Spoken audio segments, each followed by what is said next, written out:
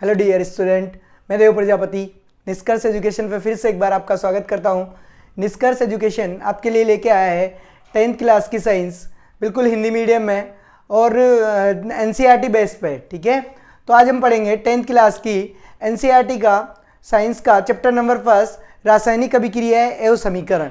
तो हमारे पास पहला नंबर आता है रासायनिक अभिक्रियाएं क्या होती है, पहले ये जानेंगे, और एक समीकरण कैसे लिखते हैं, रासायनिक अभिक्रियाओं को समीकरण फॉर्म में कैसे लिखा जाता है, आज हम ये देखेंगे। ठीक है, तो देखते हैं रासायनिक अभिक्रियाएं किसे कहते हैं। हमारे पास आसपास जितनी भी जो एक्टिविटी हो रही होती है, जितनी भी क्रियाएं हो रही होती है, उसमें किसी न किसी रूप में जो है कोई ना कोई रासायनिक अभिक्रियाएं जो है वो संपन्न हो रही होती है। ठीक है, तो देखिए जैसे अगर इसमें एनसीईआरटी की बेस पे बात करें तो जैसे हम गर्मियों में कमरे के ताप पर जो दूध को रखते हैं तो दूध जो होता है वो क्या हो जाता है, फट जाता है। तो दूध का फटना भी एक क्या है, रासायनिक अभिक्रिया है। ठीक है, इसके अगर हम बात करें कि लोहे को जब बहुत सारे दिनों तक लोहे की कील को या लोहे की वस्तुओं को खुला छोड़ दिया जाता है तो उन पर जंग लग जाता है, तो जंग लगना भी क्या है, एक रासायनिक अभिक्रिया है। ठीक है, नेक्स्ट पढ़ते हैं अंगूर का किण्वन। जब अंगूर से शराब बनाई जाती है तो शराब भी किसकी वजह से बनती है, एक रासायनिक अभिक्रिया की वजह से। ठीक है, तो अंगूर का किण्वन होना भी क्या है, एक रासायनिक अभिक्रिया है। जब भोजन को पकाया जाता है तब भी कोई ना कोई रासायनिक अभिक्रिया हो ही रही होती है ना, जब भोजन पकेगा तब भी कोई ना कोई रासायनिक अभिक्रिया होती है, तो ये भी क्या है, एक रासायनिक अभिक्रिया है। ठीक है, नेक्स्ट पढ़ते हैं जब हम भोजन को पचा रहे होते हैं तो हमें आपने देखा होगा कि जब भोजन पचता है, इसमें चैप्टर नंबर 6 में पढ़ोगे आप, जब भोजन को पचाया जाता है ज्यों प्रक्रम के अंदर, है ना, डाइजेस्टिव सिस्टम में जब हम पढ़ते हैं तो जब भोजन को पचाया जाता है तो ग्लूकोज को क्या किया जाता है, ग्लूकोज बनाया जाता है ना भोजन को, स्टार्च कार्बोहाइड्रेट को तोड़ के, तो ये भी क्या है, एक रासायनिक अभिक्रिया है। ठीक है, तो जब हम सांस ले रहे होते हैं तब भी ऑक्सीजन इन कर रहे होते हैं, अंदर ले रहे होते हैं ऑक्सीजन को, तो ये भी क्या होती है, एक रासायनिक अभिक्रिया है। तो हमारे आसपास बहुत सारी रासायनिक अभिक्रिया ऐसी होती है जो हमेशा कोई ना कोई रूप से चलती रहती है। ठीक है, तो हम नेक्स्ट पढ़ते हैं रासायनिक अभिक्रिया क्या होती है, इनको देख लेते हैं। तो रासायनिक अभिक्रिया जब हो रही होती है तो आपने देखा था क्लास 9th में, जब रासायनिक अभिक्रिया होती है तो पदार्थ में जो है दो प्रकार के परिवर्तन होते हैं। हमने 9th क्लास में पढ़ा था भौतिक परिवर्तन और रासायनिक परिवर्तन, जानते हो। भौतिक परिवर्तन क्या होता है, जब कोई वस्तु है, जैसे कोई वस्तु है, अगर उसमें कोई आकार आयतन में परिवर्तन हुआ और वो वापस पुनः उसी अवस्था में आ जाए तो क्या होगा, उसे होने वाले परिवर्तन को क्या बोलेंगे हम, भौतिक परिवर्तन। जैसे अगर किसी पदार्थ की अवस्था परिवर्तन हुआ, रंग परिवर्तन हुआ, कुछ भी परिवर्तन हुआ, लेकिन वो पुनः वापस उसी अवस्था में आ जाए तो ऐसे परिवर्तनों को क्या बोल रहे होते हैं हम, भौतिक परिवर्तन। और अगर पदार्थ को अगर एक बार सांचे में डाल दिया जाए और वो पुनः उसी अवस्था में नहीं आएंगे तो उन्हें बोलेंगे रासायनिक परिवर्तन। एग्जाम्पल के बेस पे आपको और ज्यादा समझ में आएगा। भौतिक परिवर्तन क्या होता है, जैसे मैं बात करूं बर्फ की, किसकी बात करते हैं हम, बर्फ की। अगर मैं बर्फ को ताप देता हूं, अगर मैं बर्फ को तापमान देता हूं तो क्या होता है, वो द्रव अवस्था में बदल जाता है। अगर मैं द्रव अवस्था को और ज्यादा तापमान देता हूं तो वो गैस अवस्था में बदल जाता है।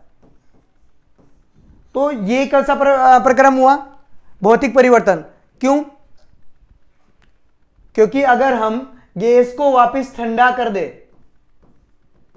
तो कौन सी अवस्था आ जाएगी, द्रव अवस्था आ जाएगी। अगर मैं द्रव को और ज्यादा ठंडा कर दूं तो वापस क्या बन जाएगा, बर्फ बन जाएगा। कहने का मतलब एक अवस्था से चेंज हुआ लेकिन पुनः अगर उसी अवस्था में आ जाए तो पदार्थ में होने वाला परिवर्तन कौन सा परिवर्तन होगा, भौतिक परिवर्तन। समझ में आ रहा है। इसके बाद में दूसरा होता है रासायनिक परिवर्तन। रासायनिक परिवर्तन से हम देखते हैं कि अगर पदार्थ को एक बार सांचे में डाल दिया जाए तो पुनः वापस उसी अवस्था में नहीं लौट के आएगा, तो इन्हें क्या बोलेंगे, रासायनिक परिवर्तन। रासायनिक परिवर्तन में हम एग्जाम्पल की बात करें तो जैसे आपने देखा होगा दूध, दूध को अगर मैं दही बना दूं तो क्या ये दही वापस दूध बन सकता है क्या,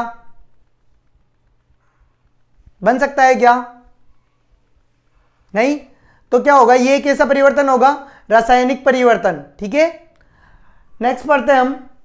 यहां पर आपके लिए एक क्रियाकलाप दिखाया हुआ है, एक्टिविटी है एक, तो ये एक्टिविटी है मैग्नीशियम रिबन वाली। जब मैग्नीशियम रिबन को वायु की उपस्थिति में जलाया जाता है तो क्या होता है, या फिर यहां से एक क्वेश्चन पूछा जाता है कि जब मैग्नीशियम रिबन को जलाया जाता है वायु की उपस्थिति में तो उन्हें साफ कर लिया जाता है, क्यों? मैग्नीशियम रिबन को वायु की उपस्थिति में जलाने से पहले उसे साफ कर लिया जाता है, क्यों? क्योंकि अगर जब मैग्नीशियम रिबन को जब जलाया जाता है तो क्या होता है कि जो मैग्नीशियम रिबन होता है, ये मैग्नीशियम रिबन है, जब इस मैग्नीशियम रिबन को जलाया जाएगा, जब इस मैग्नीशियम रिबन को जलाया जाता है तो ये जो होता है सफेद रंग की ज्वाला के साथ जलता है। किसके साथ जलेगा? सफेद रंग की ज्वाला के साथ, और इसकी राख बनती है। तो ये कोई भी चीज हमें पता है कि कोई भी चीज कब जलती है? जब ऑक्सीजन की उपस्थिति हो। तो जब मैग्नीशियम जो रिबन होता है इसको ऑक्सीजन की प्रेजेंस में जलाया जाता है तो ये क्या बनाता है? मैग्नीशियम ऑक्साइड बनाता है। क्या बनाता है? Magnesium oxide. जब मैग्नीशियम रिबन को ऑक्सीजन की प्रेजेंस में जलाया जाता है तो ये मैग्नीशियम ऑक्साइड बनाता है, और ये मैग्नीशियम जो ऑक्साइड होता है इसकी अशुद्धि हमारे दोबारा जब मैग्नीशियम रिबन को जलाए तो इसके पात्र में नहीं रह जाए, इसके लिए जो है मैग्नीशियम रिबन को साफ कर लिया जाता है। समझ में आ रहा है? नेक्स्ट स्लाइड से पढ़ेंगे अभी कि जब मैग्नीशियम रिबन को जलाया जाता है तो ये चमकदार लोह के साथ जलता है। मैग्नीशियम चमकदार श्वेत लोह के साथ क्या होता है? जलता है। ठीक है, और ये किसमें परिवर्तित हो जाता है? श्वेत चूर्ण में परिवर्तित हो जाता है। देखा ना, जब किसी चीज को जलाएंगे तो क्या बन जाएगी? राख बन जाएगी ना।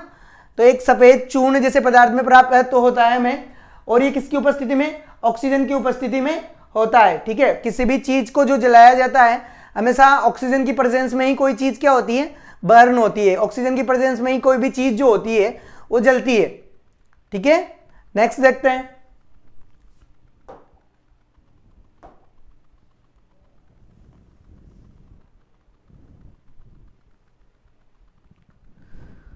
देखो, अगर किसी भी पदार्थ में, अगर हम बात करें किसी भी पदार्थ की, अगर किसी भी पदार्थ में रासायनिक अभिक्रिया हो रही होती है तो रासायनिक अभिक्रिया में जब कोई पदार्थ बन रहा होता है, जब किसी में रासायनिक अभिक्रिया हो रही होती है तो पदार्थ में क्या क्या परिवर्तन हो जाता है? पदार्थ की अवस्था परिवर्तित हो जाती है, पदार्थ के रंग में परिवर्तन हो जाता है, पदार्थ के गैस का निकास, गैस का उत्सर्जन भी होता है। बहुत सी बार निकलती है ना गैस, जब कोई रिएक्शन कर रहे होते हैं तब गैस भी बहुत सी बार निकल रही होती है, जैसे बाद में देखेंगे भी। और तापमान में परिवर्तन, और गैस का तापमान भी जो है परिवर्तित हो जाता है अभिक्रिया करने के बाद पदार्थ का। जब किसी पदार्थ को अभिक्रिया करवाई जाती है तो किस किस में परिवर्तन होता है? पहला देखा हमने, अवस्था परिवर्तन होता है, दूसरा रंग में परिवर्तन हो जाता है, तीसरा गैस का उत्सर्जन होता है, और चौथा क्या हो जाता है? तापमान में परिवर्तन हो जाता है। ठीक है, तो पहले बात कर लेते हैं हम रासायनिक अभिक्रिया। रासायनिक अभिक्रिया किसे कहते हैं? पहले ये देखेंगे, ये मैग्नीशियम ऑक्साइड वाली अभी अपन ने देखा था ना, जब मैग्नीशियम रिबन को जब वायु की उपस्थिति में जलाया जाता है, ये तुम्हारा मैग्नीशियम है और ये तुम्हारी ऑक्सीजन O2, ये मिलके क्या बनाएगा? मैग्नीशियम ऑक्साइड बनाएगा। तो ये क्या है? एक रिएक्शन हुई और इसमें क्या बनेगा? मैग्नीशियम ऑक्साइड बन गया। ठीक है, और ये मैग्नीशियम ऑक्साइड जो होता है, इसी का एक क्वेश्चन पूछा जाता है कि वायु में जलाने से पहले मैग्नीशियम रिबन को साफ क्यों किया जाता है?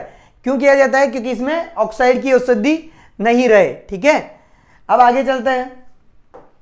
समझ में आ रहा है यहां तक? क्लियर है सर?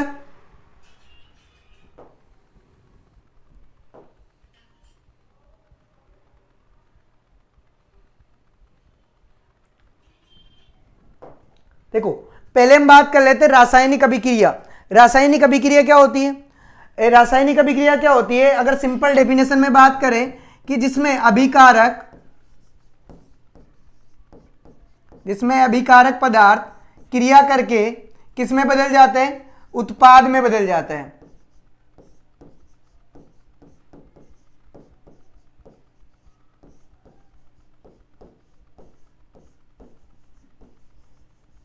जिसमें अभिकारक क्रिया करके उत्पाद में बदल जाते हैं, इसे क्या बोलेंगे?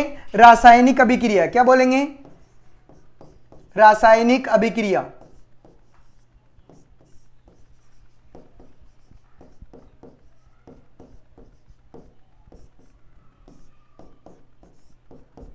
इसमें अभिकारक क्रिया करके उत्पाद में बदल जाते हैं, इस प्रोसेस को क्या बोलेंगे? रासायनिक अभिक्रिया। अब बात होती है अभिकारक क्या होते हैं। सर उत्पाद क्या होता है, अभिकारक उत्पाद में बदल रहे हो आप, क्या होता है अभिकारक और उत्पाद, क्वेश्चन उठना चाहिए था। हाँ बताइए क्या होता है अभिकारक। अभिकारक वे पदार्थ होते हैं जो रासायनिक अभिक्रिया में भाग लेते हैं, वे पदार्थ जो रासायनिक अभिक्रिया में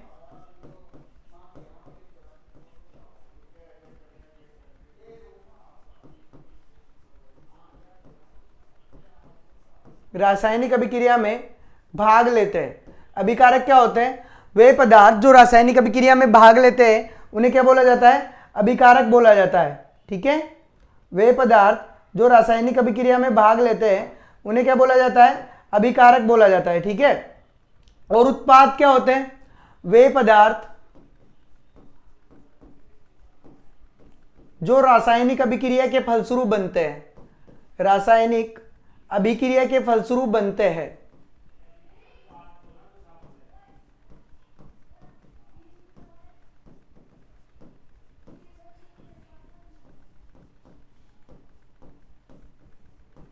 उन्हें क्या बोला जाता है, उत्पाद बोला जाता है। वे पदार्थ जो रासायनिक अभिक्रिया के फलस्वरूप बनते हैं उन्हें क्या बोला जाता है, अभिकारक बोला जाता है। जो रासायनिक अभिक्रिया में भाग लेते हैं उन्हें क्या बोला जाता है, अभिकारक, और जो रासायनिक अभिक्रिया के फलस्वरूप बनते हैं उन्हें बोला जाता है उत्पाद। और अभिकारक से उत्पाद में जब कोई पदार्थ बदल रहा होता है तो ऐसी प्रोसेस को क्या बोला जाता है, रासायनिक अभिक्रिया। ठीक है, अब रासायनिक अभिक्रिया से कि हम क्या लिखेंगे, रासायनिक समीकरण। ठीक है, तो रासायनिक अभिक्रिया की रासायनिक समीकरण कैसे लिखते हैं तो देख लेते हैं।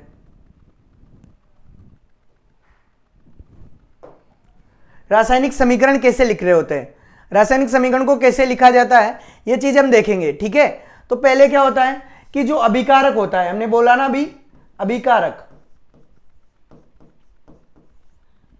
और एक क्या होता है अभिक्रिया में, उत्पाद होता है।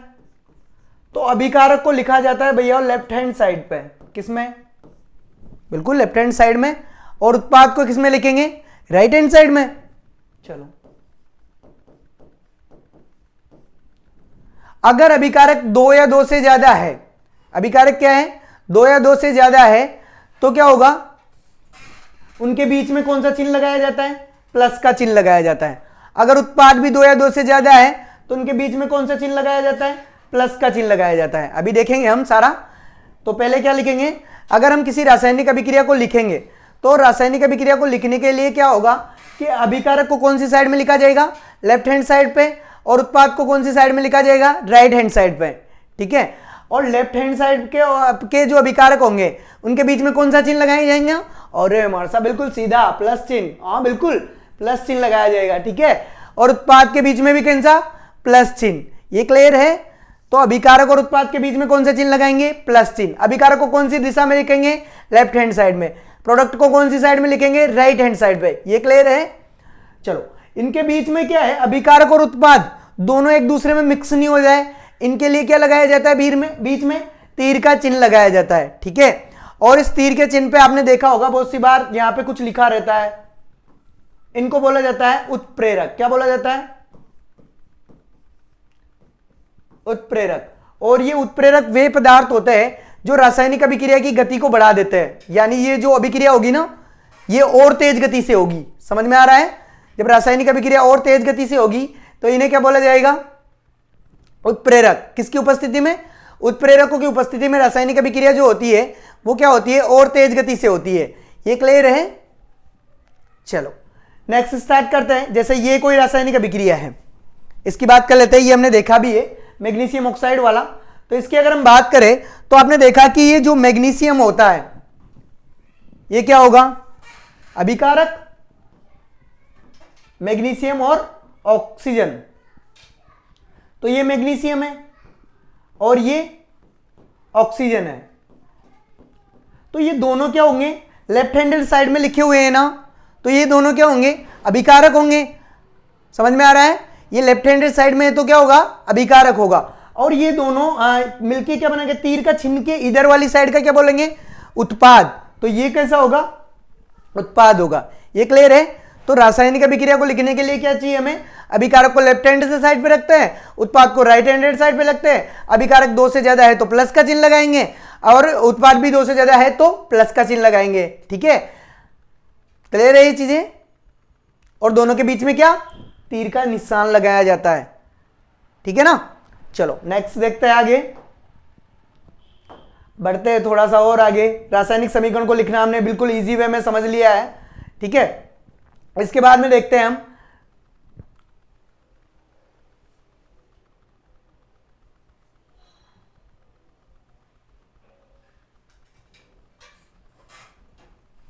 रासायनिक समीकरण को एक और लिखने के रूप में देखें तो आप ये चीज देख सकते हो।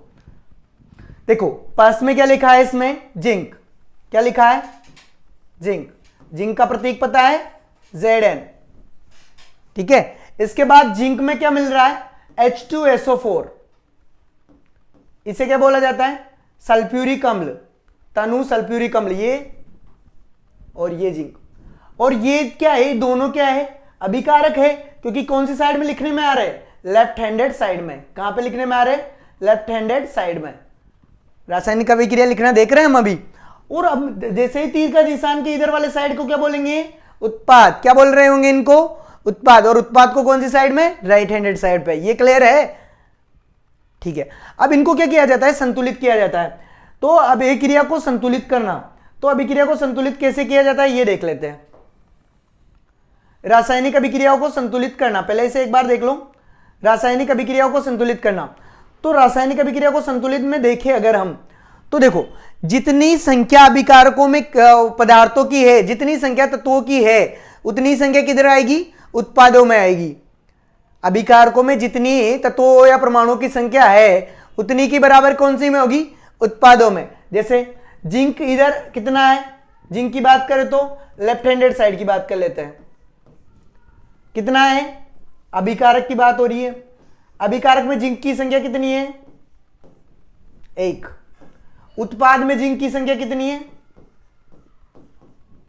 देखो एक ही जिंक है ना, तो ये जिंक हो गया 1। अब देखिए बात करें हाइड्रोजन की संख्या इधर कितनी है, अभिकारक में 2, तो हाइड्रोजन की संख्या, हाइड्रोजन 2 और ये जिंक, हाइड्रोजन 2 है, उधर कितनी है, इधर भी 2 है, चलो उत्पाद में भी 2 है।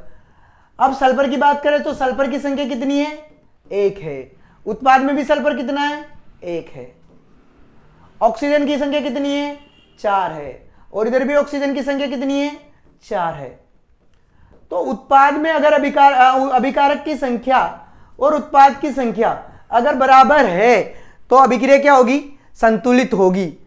समझ में आ रहा है, अगर जितनी संख्या अभिकारक में है उतनी संख्या अगर उत्पाद में है तत्वों की, तो क्या होगी, अभिक्रिया संतुलित होगी।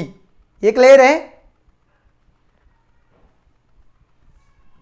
अच्छा अच्छा, हो गया आपका क्लियर, पता है हमें।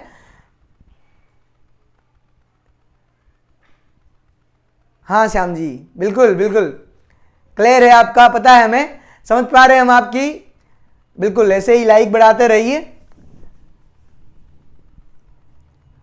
ठीक है, हाँ हाँ हाँ, अच्छा ठीक है, आगे देखते हैं। अब क्या होता है कि ये वो सारणी आ जाती है जो अभी अपन ने बनाई थी, अभी देखा था ना अपन ने, जिंक में अभिकारकों की संख्या 1 है, इधर 1 है, हाइड्रोजन की 2 है, इधर भी 2 है, सल्फर की 1 है अभिकारक और उत्पाद में भी 1 है, ऑक्सीजन की 4 है और इधर भी 4 है। तो अभिक्रिया क्या होगी, संतुलित। समीकरण क्या होगी, संतुलित। अगर हम बात करें दूसरी समीकरण की, इसे देखो,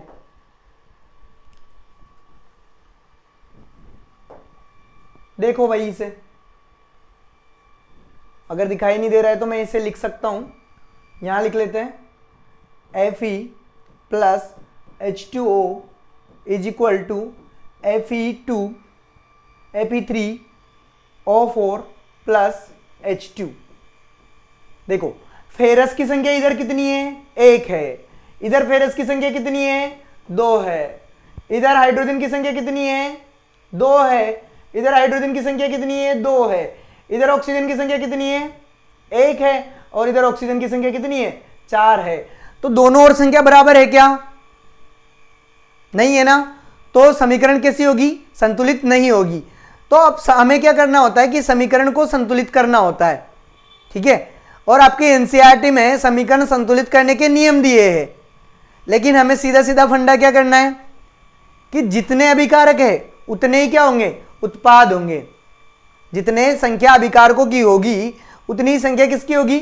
उत्पादों की होगी। समझ में आ रहा है? तो जितने अभिकारक होंगे उतने उत्पाद। अगर ये करना है तो हमें क्या करेंगे? गुणा कर देंगे किसी संख्या से, ऐसी संख्या से गुणा कर देंगे जो क्या हो? अभिकारकों की संख्या और उत्पादकों की संख्या को क्या कर दे? बराबर कर दे। लेकिन हम किसके बेस पे पढ़ रहे हैं? एनसीईआरटी के बेस पे। तो हमें तो भाई एनसीईआरटी फॉलो करनी पड़ेगी ना। चलो देखते हैं।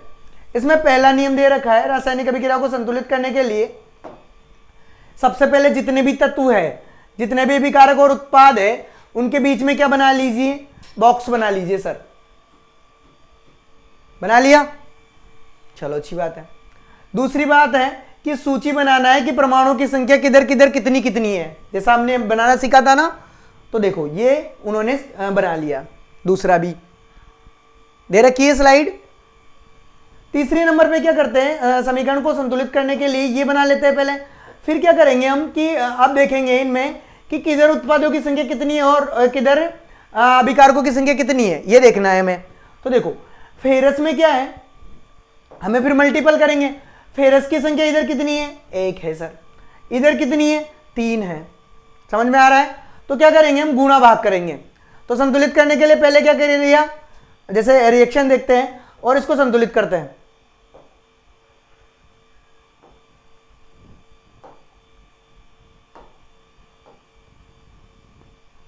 जो आपकी फाइनल रिएक्शन आएगी वो ये आएगी। तो इन्होंने क्या किया कि फेरस जो था उनको कितने से, हाइड्रोजन कितने थे? 2 इधर थे और 2 उधर थे, तो हाइड्रोजन को कितने से मल्टीपल कर दिया? ये देखो ना, H2O को प्रारंभ में क्या है? 1 से मल्टीपल किया। और यहां पे क्या हो?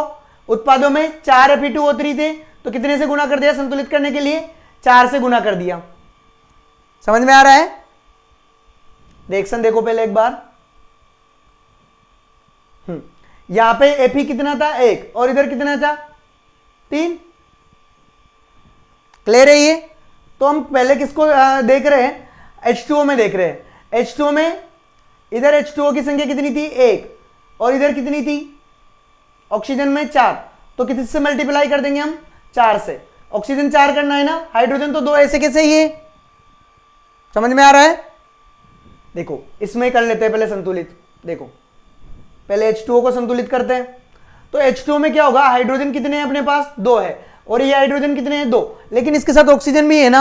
ऑक्सीजन इधर कितने हैं? 1 है, और इधर ऑक्सीजन कितने हैं? 4। तो इधर ऐसी कैसी संख्या से गुणा किया जाए कि ये जो होता है ऑक्सीजन 4 हो जाए? 1 है, तो 1 को ऐसी कौन सी संख्या से गुणा किया जाए कि 4 हो जाए? सिंपल सी बात है, 4 से। तो किससे गुणा कर देंगे? 4 से। समझ में आ रहा है? तो ये कौन सा हो जाएगा? 4H2O। तो हाइड्रोजन कितने हो गए? 8 हो गए इधर। समझ में आ रहा है? सॉरी 4 हो गए। हाइड्रोजन कितने हो गए? हाइड्रोजन 8, और ऑक्सीजन कितने हो गए?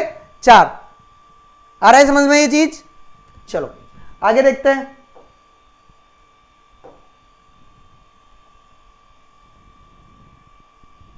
हो गया। इसके बाद में क्या देखेंगे कि हमने H2O को तो क्या कर लिया? सोल्व कर लिया। ये लो हो गया 4। अब फेरस 3 है, तो किससे मल्टीप्लाई कर देंगे? H2 8 हो गए, तो उधर H2O में क्या लग जाएगा? आगे क्या लग जाएगा? 4। समझ में आ रहा है? मैं यहां से समझाता हूं सारा ही। हमारे पास पहली रिएक्शन क्या थी? देखो पहली को लेके आते हैं ढूंढ के।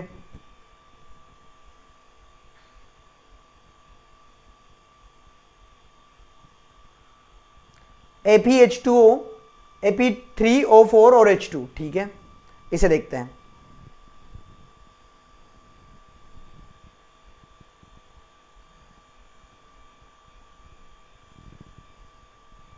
देखो हमारे पास पहली रिएक्शन थी ये सिंपल है ना, तो इसमें Fe कितना था? 1 था। यहां Fe कितने थे? 3। तो Fe की 3 करने के लिए किससे मल्टीप्लाई कर दिया? 3 से। ठीक है। यहां पर हाइड्रोजन कितने थे? 2। यहां पर भी हाइड्रोजन कितने थे? 2। तो यहां की तो कोई झंझट है नहीं, 2 2 हो रहे। लेकिन ऑक्सीजन कितने हैं यहाँ पे, एक, और इधर ऑक्सीजन कितने हैं, 4। तो ऐसी कौन सी संख्या है जो जिससे 1 से मल्टीप्लाई करने पर 4 आए, 4, सिंपल सी बात है, तो इसे 4 से गुना कर दे। लेकिन अब हाइड्रोजन भी कितने हो गए, 8, इसलिए हाइड्रोजन को आगे कितना लगा दिया, 4, तो 4 × 2 कितने हो गए, 8। ये क्लियर है? एक बार फिर बता रहा हूं मैं, जैसे हमारे पास फेरस था, फेरस में कितना था, 1 फेरस है और इधर कितने फेरस है, 3। तो ऐसी कौन सी संख्या है जिससे गुणा करने पर 3 आ जाए, एक को ऐसी कौन सी संख्या से गुणा करे कि 3 आ जाए, सिंपल सी बात है 3 से, तो मैंने 3 लगा दिया आगे। ठीक है, फिर इसके बाद में H2O था, H2O में क्या था, H2O में अगर हम बात करें तो हाइड्रोजन कितना था, 2, और इधर पीछे भी हाइड्रोजन कितना था, 2, लेकिन ऑक्सीजन कितनी थी, इधर 1 और इधर क्या थी, 4। तो 1 को किससे गुणा किया, 4 से, तो ये 4 लगा दिया। लेकिन अब हाइड्रोजन कितने हो गए, 4 × 2 8, तो अब इधर भी 8 करने ना, तो 4 × 2 इधर भी हो गया 8, तो ये भी क्या होगी, संतुलित समीकरण होगी। ठीक है, आगे चलते हैं भाई साहब। एक और यहां से क्वेश्चन उठ सकता है कभी भी, रासायनिक समीकरण को संतुलित करने की विधि को क्या बोला जाता है, हीट एंड टायल विधि बोला जाता है। क्या बोला जाता है, रासायनिक समीकरण की को संतुलित करने की विधि को क्या बोला जाता है, हीट एंड टायल विधि बोला जाता है। ठीक है, रासायनिक समीकरण को संतुलित करने की विधि को क्या बोलते हैं, हीट एंड टायल विधि। ठीक है, अब आपके लिए आपने देखा होगा कि बहुत सी रिएक्शन होती है जिनमें देखा होगा कि यहां पे आपने बहुत सी रिएक्शन में देखा होगा कि यस लिखा रहता है कोष्टक में पीछे, बहुत सी रिएक्शन में जी लिखा रहता है, बहुत सी रिएक्शन में लिखा रहता है यस, एक्वा AQ लिखा रहता है, बहुत सी रिएक्शन में यल लिखा रहता है। सर इसका मतलब क्या है, ये लिख रखा है ना यस जी, क्या होता है ये, तो ये होता है समीकरण को भौतिक संकेतों के रूप में लिखना, भौतिक अवस्थाओं के रूप में। ठीक है, तो क्या होता है कि हम जो ठोस पदार्थ होते हैं उन्हें क्या बोलते हैं, सॉलिड। तो जो भी ठोस होगा उनको किससे लिखेंगे, यस से। किससे लिखेंगे, सॉलिड। जो भी ठोस पदार्थ होगा उनको किससे लिखेंगे, सॉलिड, यस से। जो भी द्रव पदार्थ होगा उनके बोलते हैं लिक्विड, तो इनको किससे लिखेंगे, एल से। अगर कोई विलियन है जिनमें पानी का विलियन है, कोई सॉल्यूशन लिया गया है, कोई विलियन लिया गया है, तो क्या लिखेंगे उसे, एक्वस। और कोई गैस निकल रही है तो उसे किससे लिखेंगे, जी से। तो ये जो होता है ये भौतिक अवस्थाओं के संकेत के रूप में समीकरण को लिखना होता है। ठीक है, आगे चलते हैं।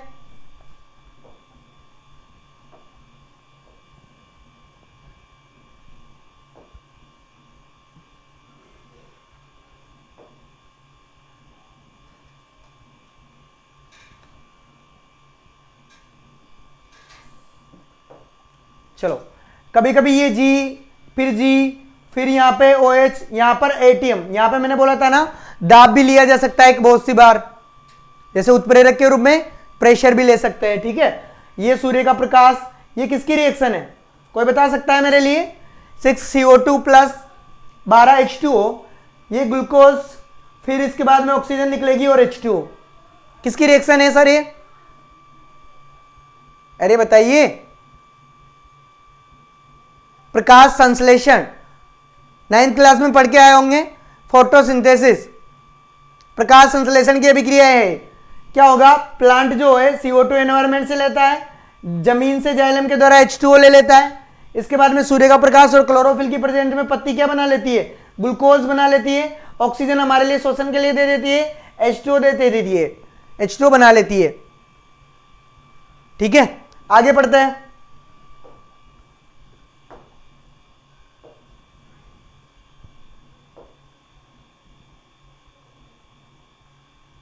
ये क्वेश्चन है, कुछ एक्टिविटी इनको मैं लास्ट में दे सकता हूं अगर आप चाहे तो, क्योंकि टाइम बर्बाद होगा, इतनी लंबी क्लास बन जाएगी, इसलिए मैं एक्टिविटी के सारे जो क्वेश्चन है उनको लास्ट में आपके लिए सारे प्रोवाइड करवा दूंगा। ठीक है, एक एक क्वेश्चन है, और ये क्वेश्चन मैंने अभी बताया भी है कि वायु में जलाने से पहले मैग्नीशियम को साफ क्यों किया जाता है, ये। फिर ये दूसरा वाला क्वेश्चन की अगर बात करें तो इनमें रासायनिक अभिक्रियाओं के रूप में लिखना है, तो हाइड्रोजन H+ Cl क्लोरीन और मिला के क्या बना जाता है, HCl। ये इस पे अपन सारे क्वेश्चन कर लेंगे। लास्ट में, ठीक है। चलो आगे चलते हैं।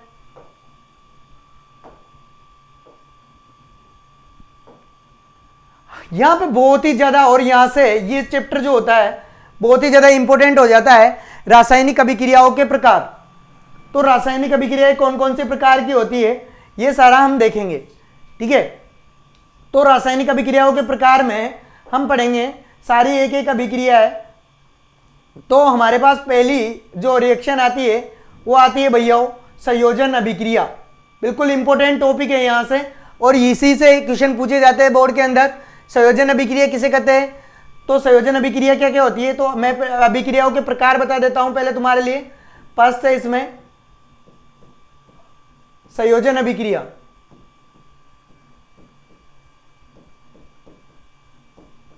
दूसरा पढ़ेंगे हम वियोजन अभिक्रिया,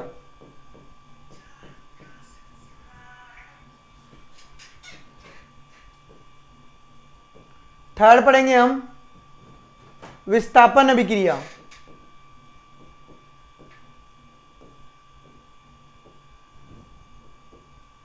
पहली संयोजन अभिक्रिया, दूसरी वियोजन अभिक्रिया, थर्ड विस्थापन अभिक्रिया, फिर होती है द्विविस्थापन अभिक्रिया। नामों से घबराओ मत हो, ये भी सारी एक एक करके पढ़ेंगे ना। द्विविस्थापन अभिक्रिया 4, 5 आती है हमारे पास उष्मा सेपी अभिक्रिया, फिर आती है हमारे पास 6 उष्मा शोषी अभिक्रिया,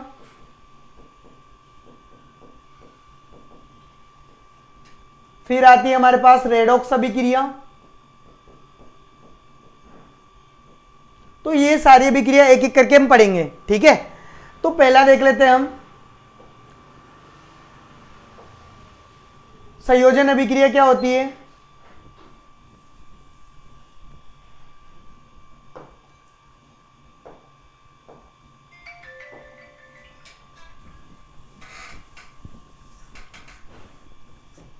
पहला क्या पढ़ेंगे?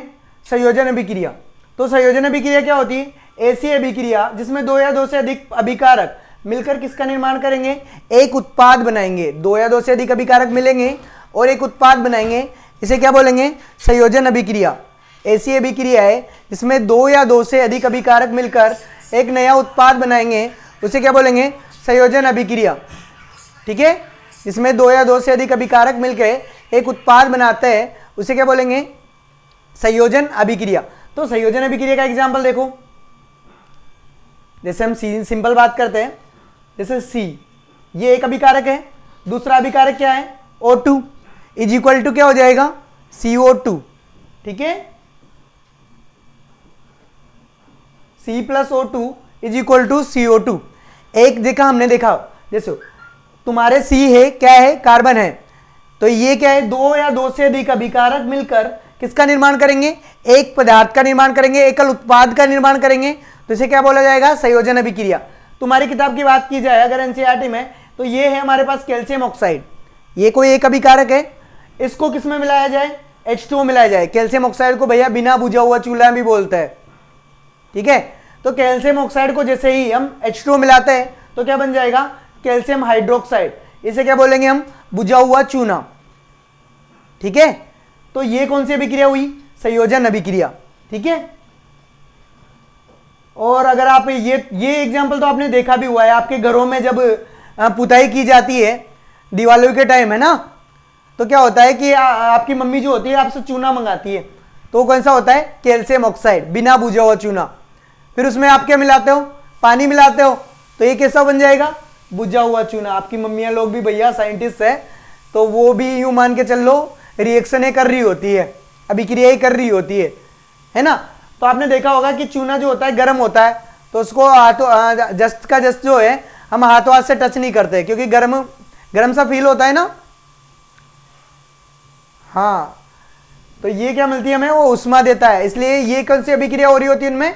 संयोजन अभिक्रिया है, ठीक है। अब नेक्स्ट बात करते हैं हम, इसे क्या बोलते हैं? संयोजन अभिक्रिया। संयोजन अभिक्रिया का अगर एक और बात एग्जाम्पल की बात करें, तो आपने देखा होगा कि जब पुताई कर दी जाती है, तो पुताई में क्या होता है कि जैसे पुताई की उसके 2-4 दिन बाद क्या आ जाती है? चमक आ जाती है। क्योंकि आपकी मम्मी ने क्या पोता था दीवारों पे, कैल्शियम हाइड्रोक्साइड। क्या पोता था, कैल्शियम हाइड्रोक्साइड। और ये कैल्शियम हाइड्रोक्साइड जो होता है वो एनवायरमेंट की क्रिया से जो CO2 होती है उससे क्या कर लेगा, क्रिया कर लेगा और किसका निर्माण करेगा, कैल्शियम कार्बोनेट का निर्माण करेगा। किसका निर्माण करेगा, कैल्शियम कार्बोनेट का। और इसी कारण भैया वो क्या आ जाती है, चमक आ जाती है। कई बार पूछा गया क्वेश्चन भी ये है ना। और बिल्कुल लास्ट में श्याम सर बड़े दाशुदार क्वेश्चन लेके आएंगे आपके लिए, तो बने रहिए लास्ट तक, है ना। हाँ, पूरा चैप्टर जो है वो क्वेश्चनों के बेस पे सोल्व करवा देते हैं। चलो चलो, हाँ जानते हो आप, श्याम सर को पता है। चलो नेक्स्ट पढ़ते हैं। जैसे कोयले का दहन, तो कोयले का दहन जो था ये भी क्या थी, एक संयोजन अभिक्रिया है। जैसे सी मैंने अभी बताया था, ऑक्सीजन जुड़ेगा और क्या बन जाएगा, CO2, एक लेयर है। चलो आगे चलते हैं भाई साहब। अरे ये तो न्यू ही है। क्या होगा संयोजन अभिक्रिया में, दो या दो से अधिक अभिकारक मिलेंगे और एक नया उत्पाद बनेगा, तो उसे क्या बोलेंगे, संयोजन अभिक्रिया। जैसे एक और देख ले, तो ये है तुम्हारी एनवायरनमेंट में हाइड्रोजन, ये है तुम्हारी एनवायरनमेंट में ऑक्सीजन, दोनों गैसें मिलकर किसका निर्माण कर लेगी, ये बना लेगी तुम्हारा भाई साहब पानी। हाइड्रोजन और ऑक्सीजन मिलेगी तो कौन सी, संयोजन अभिक्रिया। समझ रहे हो, हाँ ठीक है। चलो आगे चलते हैं। तो दो या दो से अधिक अभिकारक मिलकर किसका निर्माण करेंगे, एकल उत्पाद का निर्माण करेंगे। ऐसी अभिक्रिया को क्या बोलेंगे, संयोजन अभिक्रिया। ठीक है, आगे देखते हैं हम। उष्मा सेपी अभिक्रिया। उष्मा सेपी अभिक्रिया क्या होगी, ऐसी अभिक्रिया, ऐसी अभिक्रिया जिसमें जब उत्पाद का निर्माण हो रहा होगा तब साथ साथ में किसका निर्माण होगा, उष्मा का उत्पन्न होगी। ऐसी अभिक्रिया है जब उत्पाद बनेगा, जैसे कोई अभिकारक है, अगर ये उत्पाद में चेंज होगा तो क्या बनेगी, इसके साथ उष्मा, उष्मा उत्पन्न होगी, तो इसे अभिक्रिया को क्या बोलेंगे, उष्मा सेपी अभिक्रिया। ऐसी अभिक्रिया जिन अभिक्रियाओं में उत्पाद के निर्माण के साथ साथ उष्मा उत्पन्न होती है उन्हें क्या बोला जाता है, उष्मा सेपी रासायनिक अभिक्रिया। क्या बोला जाता है, उष्मा सेपी अभिक्रिया। जैसे ये एग्जांपल बिल्कुल याद रखना, प्राकृतिक गैस का दहन जिसे मेथेन बोलते हैं, CH4 + 2O2 = CO2 + 2H2O। बिल्कुल रट्टा मारना है। प्राकृतिक गैस का दहन कैसी अभिक्रिया है, उष्मा सेपी अभिक्रिया। CH4 + 2O2 = CO2 + 2H2O। ये कैसी अभिक्रिया है, उष्मा सेपी अभिक्रिया, क्योंकि इसमें क्या निकल रही होती है, उष्मा निकलेगी। जब उत्पाद में बदलेंगे ना अभिकारक तो उसमें क्या निकलेगी, उष्मा निकलेगी, तो इसे क्या बोलेंगे, उष्मा सेपी अभिक्रिया। और जब इसी का जस्ट उल्टा तो एक और रिएक्शन बोली जाती है, अभी बोलूंगा मैं आपसे, एक क्वेश्चन यहां से पूछा भी जाएगा। शोषण जो होती है एक उष्मा सेपी अभिक्रिया है, क्यों, क्वेश्चन है। शोषण जो होती है, भोजन शोषण जो होती है वो एक उष्मा सेपी अभिक्रिया है, क्यों, शोषण एक उष्मा सेपी अभिक्रिया है, क्यों, बताइए आप। क्योंकि हम जानते हैं ना उष्मा सेपी अभिक्रिया क्या होती है, जिसमें क्या बनती है, उष्मा निकलती है। तो उष्मा सेपी अभिक्रिया में क्या होगा, उष्मा निकलेगी, तो हमारे पास सीधा सीधा क्या आ जाएगा कि ये है हमारे पास ग्लूकोज, जो हमने डाइजेस्टिव सिस्टम के शुरू पचाया था। हमने किसकी बात की, शोषण की, तो शोषण में हम कौन सी गैस लेते हैं, ऑक्सीजन सर, लेते हैं ना। तो ये ऑक्सीजन गैस ली तो ग्लूकोज क्या होगा, बर्न होगा। जैसे ही ग्लूकोज जलता है तो CO2 गैस तो हम एनवायरमेंट में छोड़ देते हैं, H2 यूज ले लेते हैं, और क्या निकलती है, उष्मा, एनर्जी मिलती है ना हमें। और ये एनर्जी मिलती है भैया केमिकल फॉर्म में, ATP, adenosine triphosphate, adenosine triphosphate. तो शोषण को एक उष्मा सेपी अभिक्रिया इसलिए बोला जाता है क्योंकि इसमें जब अभिक्रिया हो रही होती है, जब ग्लूकोज का विखंडन किया जाता है तो उष्मा क्या होती है, उत्पन्न हो रही होती है, इसीलिए शोषण क्या है, एक उष्मा सेपी अभिक्रिया है। और एक दूसरा एग्जाम्पल है साग सब्जियों का विघटित होकर खाद का बनना।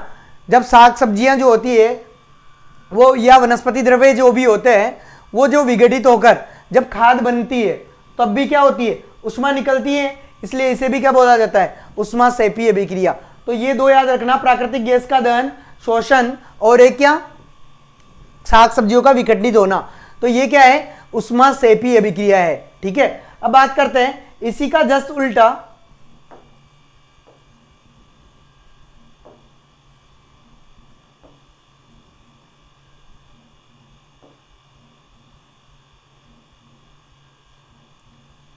एक और होती है उष्माशोषी अभिक्रिया। क्या? उष्माशोषी अभिक्रिया, ऐसी अभिक्रिया जिसमें उष्मा का अवशोषण होता है, इसे क्या बोला जाता है? उष्माशोषी अभिक्रिया। ऐसी अभिक्रिया उष्माशोषी।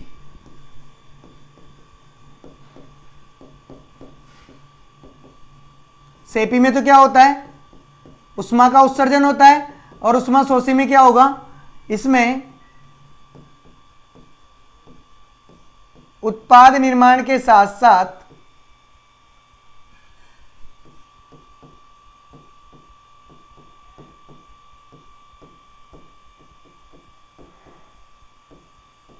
उष्मा का अवशोषण होता है।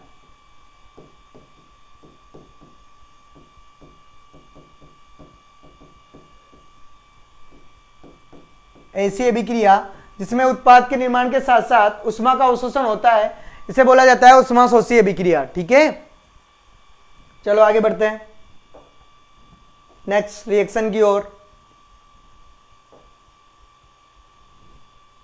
वियोजन अभिक्रिया।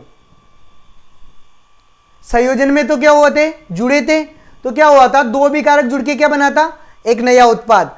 वियोजन में क्या होगा?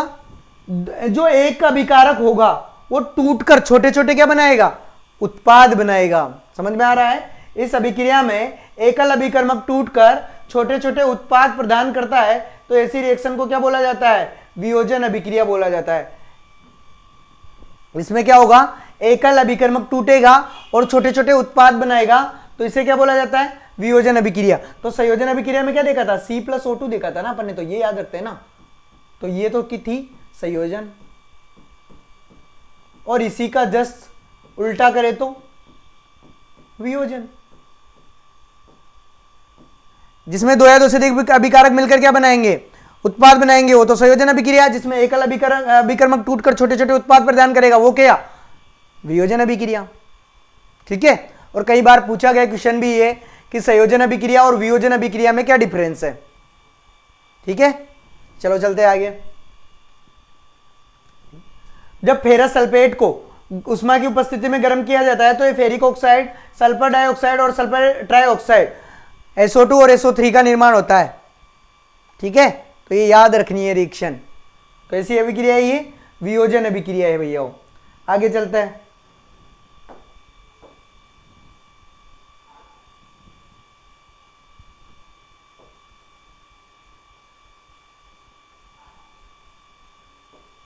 इसमें भी देख लो एक और उदाहरण, लेड नाइट्रेट वाला दे रखा है। एक लेड नाइट्रेट है। लेड नाइट्रेट को जब गर्म किया जाता है तो किसमें टूट जाता है? लेड ऑक्साइड, नाइट्रोजन ऑक्साइड और ऑक्सीजन में टूट जाता है। तो एकल अभिकर्मक टूटकर छोटे छोटे उत्पाद प्रदान कर रहा है, इसलिए ये कौन सी अभिक्रिया होगी? वियोजन अभिक्रिया होगी। ठीक है, आगे देखते हैं।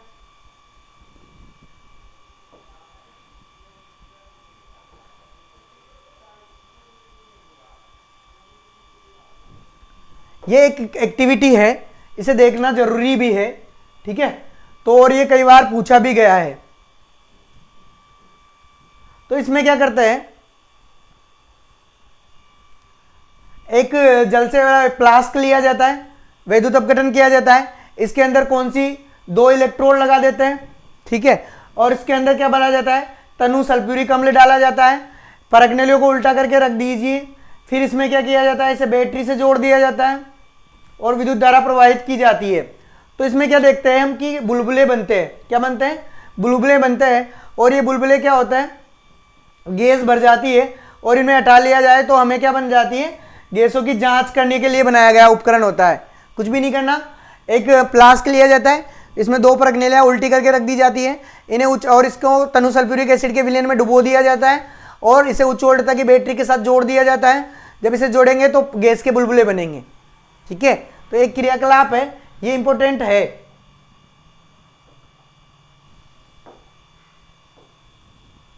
और जब इसके पास मोमबत्ती को लेके जाया जाता है, जब गैस के बुलबुले बनते हैं तो इसके पास जब मोमबत्ती को लेके जाया जाता है तो फटफट की आवाज आती है। क्यों? क्योंकि कौन सी गैस निकलेगी? हाइड्रोजन गैस निकलेगी। कौन सी? Hydrogen gas. देखो ये तुम्हारे पास इसमें कुछ नहीं करते, ये एक सेल लेते हैं, एक फ्लास्क लेते हैं, फ्लास्क में 2 इलेक्ट्रोड लगा देते हैं, यहां पे इन दोनों इलेक्ट्रोडों को किससे जोड़ देते हैं? बैटरी से जोड़ देते हैं। और इस बैटरी को क्या करेंगे? अब जैसे ही इससे बैटरी से जोड़ा जाता है तो इसमें कौन सी गैस बनती है? हाइड्रोजन गैस बनती है। अब इसको चेक करने के लिए जब यहाँ पे मोमबत्ती को लेके पास में लाया जाता है तो फटफट की आवाज आती है। तो ये किसके कारण होता है? हाइड्रोजन गैस के कारण। ठीक है, ये क्लियर है? चलो आगे चलते हैं।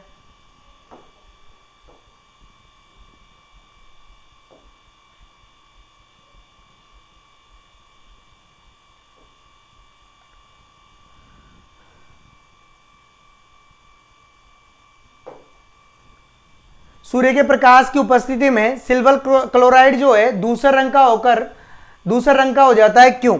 सूर्य की प्रकाश की उपस्थिति में जो सिल्वर क्लोराइड होता है वो दूसरा रंग का हो जाता है। क्यों? क्योंकि जब सूर्य का प्रकाश आता है तो ये किसमें टूटता है? AgCl, सिल्वर क्लोराइड AgCl किसमें टूट जाता है? सिल्वर में और क्लोरीन में टूट जाता है, इसलिए कैसा कलर का हो जाता है? धूसर कलर का हो जाता है। ठीक है, तो ये क्वेश्चन है, छोटे छोटे चीजें हैं। इसके बाद में हमारे पास यहां पे आती है ये रहा, ऐसी अभिक्रिया जिनमें उष्मा की आवश्यकता होती है या उष्मा अवशोषित होती है, उन्हें बोला जाता है उष्मा शोषी अभिक्रिया। ठीक है, आगे पढ़ेंगे हम।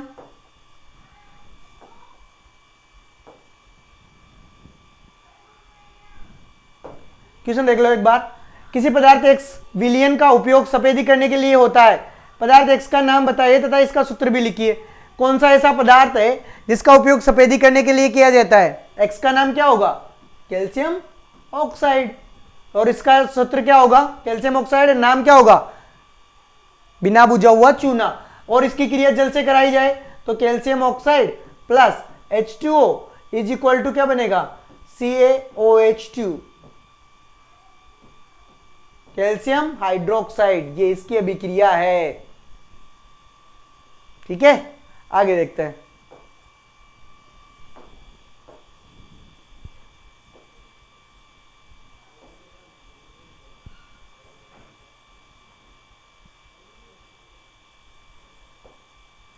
थर्ड रिएक्शन आती है हमारे पास विस्थापन अभिक्रिया। ऐसी अभिक्रिया जिसमें एक तत्व दूसरे तत्व को विस्थापित कर देता है, यानी अधिक क्रियाशील तत्व कम क्रियाशील तत्व को विस्थापित कर देता है। ऐसी अभिक्रिया को क्या बोला जाता है? विस्थापन अभिक्रिया। ऐसी अभिक्रिया जिसमें अधिक क्रियाशील तत्व कम क्रियाशील तत्वों को विस्थापित कर देता है, ऐसी अभिक्रियाओं को क्या बोला जाता है? विस्थापन अभिक्रिया। ठीक है, अरे कोई मोटा तज्जा आदमी है तो छोटे मोटे को तो भगा ही देगा ना। हाँ, तो इसे क्या बोला जाएगा? विस्थापन अभिक्रिया। क्या बोला जाएगा?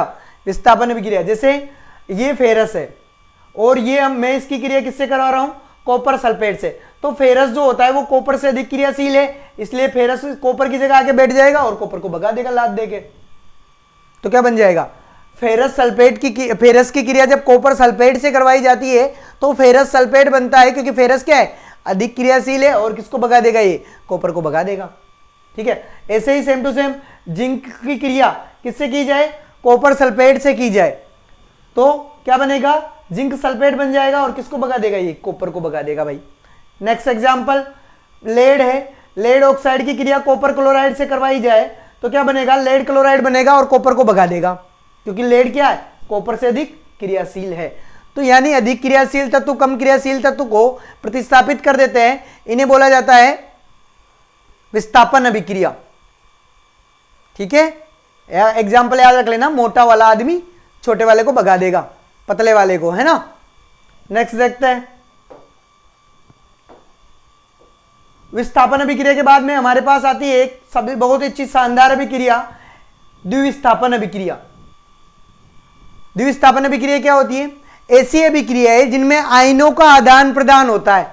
आयन जो होंगे वो एक दूसरी जगह पे चले जाएंगे, एक की जगह दूसरा आयन आके बैठ जाएगा। जैसे विस्थापन हो रहा होता है ना, वैसे ही सेम टू सेम क्या होगी? द्विविस्थापन होगी, बट इसमें क्या लिए जाएंगे? आयन लिए जाएंगे। ऐसी अभिक्रिया जिसमें एक आयन दूसरे आयन को विस्थापित कर देता है, इसे क्या बोला जाता है? द्विविस्थापन अभिक्रिया। जिनमें आयनों का क्या होता है? आदान प्रदान होता है, इसे क्या बोला जाएगा? द्विविस्थापन अभिक्रिया। देखते हैं द्विविस्थापन अभिक्रिया को।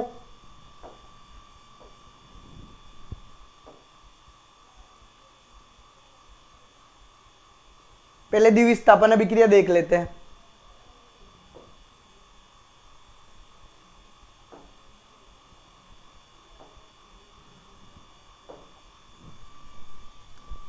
द्विविस्थापन अभिक्रिया में अगर बात करें, जैसे मैं बात करूं AgNO3,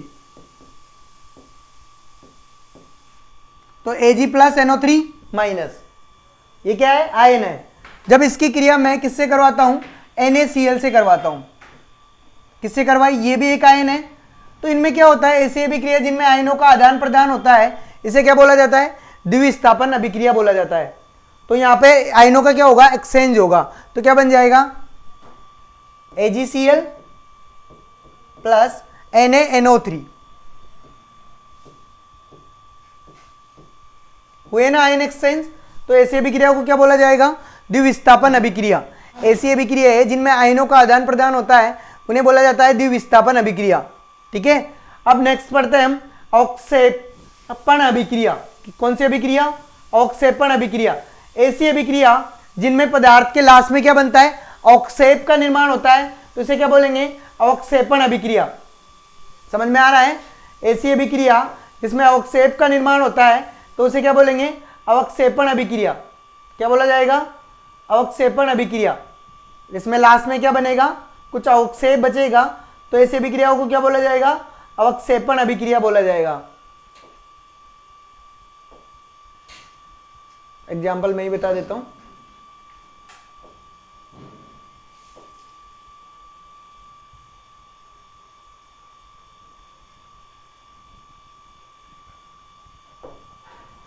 ऐसी अभिक्रिया जिसमें अवक्षेप का निर्माण होगा, उसे क्या बोला जाएगा? अवक्षेपण अभिक्रिया। जब बेरिलियम की क्रिया किससे की जाएगी? सल्फेट से की जाएगी। किससे की जाएगी? तो क्या बनेगा? बेरियम सल्फेट का निर्माण होगा। किसका निर्माण होगा? बेरियम सल्फेट का। ये क्या एक द्विविस्थापन का अभिक्रिया का एग्जाम्पल था। लेकिन जब AgCl की क्रिया NaCl से कराई जाती है, तो Ag का एक सफेद रंग का अवक्षेप प्राप्त होता है। सफेद रंग का लास्ट में जम जाता है ना। देखो जैसे कोई अगर हम रिएक्शन करें, तो लास्ट में अगर कोई पदार्थ बच जाता है, थोड़ा बहुत जो रिएक्शन नहीं करता, तो उसे क्या बोला जाता है? अवक्षेप बोला जाता है, और वो प्रज्ञनली के नीचे जाके बैठ जाता है। तो जिस अभिक्रियाओं में अवक्षेप प्राप्त होता है हमें, उन अभिक्रियाओं को क्या बोला जाता है? अवक्षेपण अभिक्रिया बोला जाता है। ठीक है, अब बात करते हैं उपचयन और अपचयन अभिक्रिया।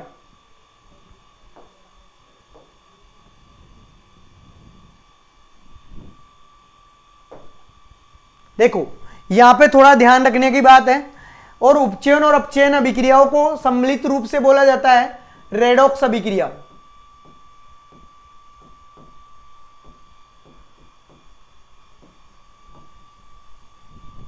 उपचयन और अपचयन अभिक्रियाओं को क्या बोला जाता है? Redox reaction. उपचयन का मतलब क्या होता है? उपचयन का मतलब याद रखना तुम, ऑक्सीकरण। क्या होता है? ऑक्सीकरण। ऑक्सीकरण का मतलब जिसमें ऑक्सीजन की बढ़ता हो, वृद्धि होती हो, और हाइड्रोजन की क्या हो? कमी होती हो, तो ये क्या होगा? उपचयन होगा। इसी का जस्ट उल्टा, जिसमें हाइड्रोजन की क्या, ऑक्सीजन की क्या हो? कमी हो, और हाइड्रोजन की अधिकता हो, ये होगा अपचयन, और ये होगा उपचयन। ऑक्सीजन की वृद्धि होगी, हाइड्रोजन घटेगा, तो उपचयन, और जिसमें ऑक्सीजन की कमी होगी और हाइड्रोजन की अधिकता होगी, ये क्या होगा? अपचयन। तो यहां पे बात करते हैं, तो आपने देखा होगा ये ऑक्सीजन क्या हो रहा है? कॉपर के साथ ऐड हो रहा है, और क्या मिलके किसका निर्माण कर रहा है? ऑक्सीजन की वृद्धि हुई ना, तो ये क्या होगा? उपचयन होगा।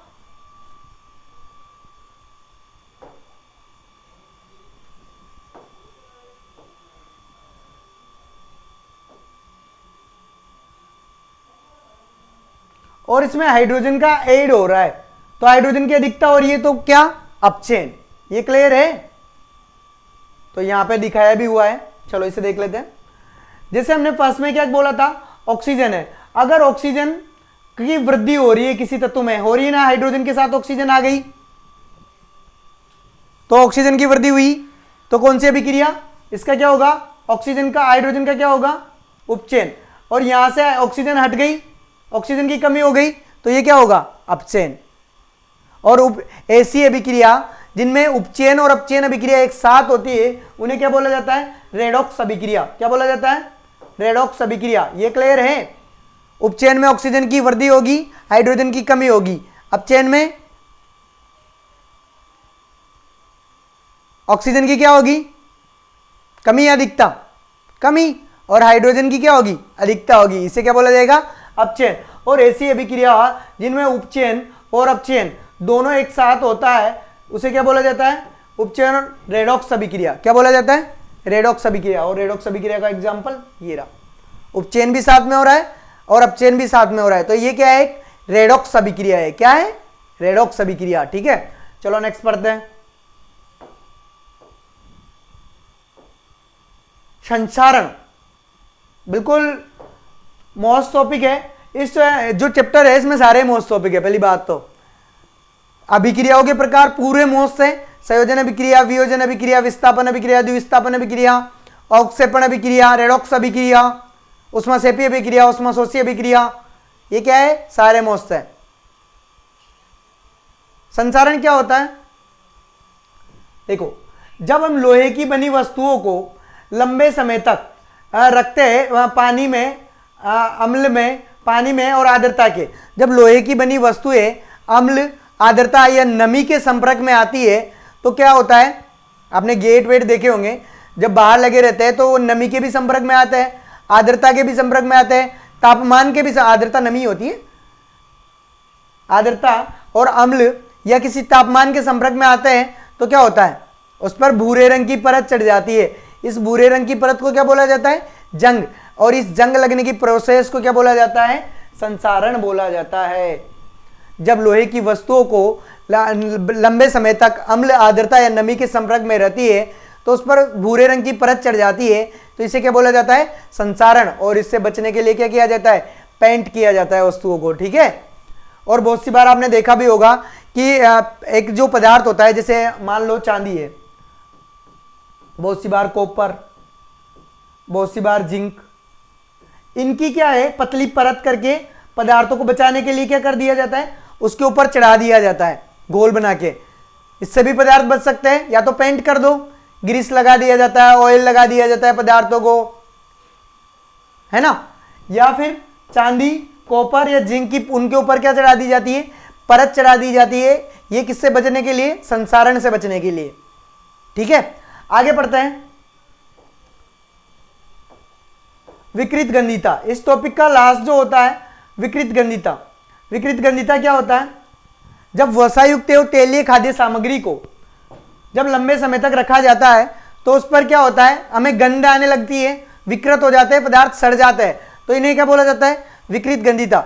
जब वसायुक्त एवं तेलीय खाद्य सामग्री को जब लंबे समय तक रखा जाता है तो विकृत हो जाते हैं, सड़ जाते हैं, इसी प्रोसेस को बोला जाता है विकृत गंधिता।